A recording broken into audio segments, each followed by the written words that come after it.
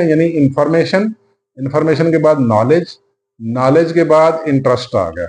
Interest ये इसका nucleus है, इंटरेस्ट सेंटर पॉइंट है टैलेंट को आइडेंटिफाई करने, ये यानी basically this is centre of gravity. ठीक है, इंटरेस्ट सेंटर ऑफ ग्रेविटी है।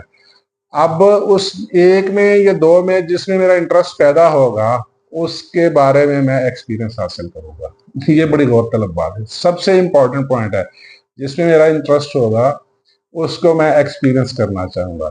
ठीक है, लेट्स सपोज अगर मेरा इंटरेस्ट कॉमर्स में है, ठीक है, जैसे इंफॉर्मेशन के मुताबिक मेरे पास 5 शोबे थे, उनके 5 में से मैंने 2 को सिलेक्ट कर लिया जिसके बारे में मैंने नॉलेज हासिल करना शुरू कर दिया, बहुत ज्यादा नॉलेज हासिल करा, वीडियो सुनना शुरू कर दिया, लिटरेचर पढ़ना शुरू कर दिया, गूगल करना शुरू कर दिया।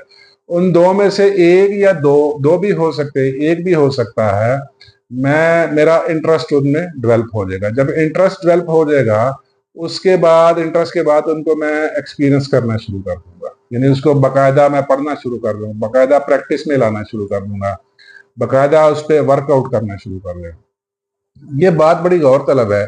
जब हम एक्सपीरियंस हासिल करते हैं उसके बाद हमें पता चलता है कि हम किस काम में टाइम एंड स्पेस से आउट होते हैं। ये है असल नुक्ता।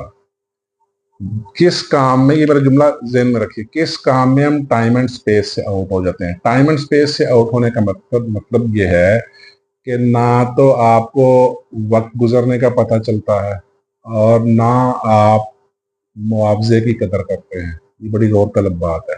अगर वाकई आपका किसी चीज में इंटरेस्ट हो, जो हकीकी दिलचस्पी है, उसको आप एक्सपीरियंस करेंगे और एक्सपीरियंस के बाद जिसमें आप बहुत ज्यादा एक्सपीरियंस हासिल कर लेंगे, जिसमें बहुत ज्यादा आपका इंटरेस्ट डेवलप हो जाएगा, उसमें आप टाइम एंड स्पेस से आउट होना शुरू हो जाएंगे।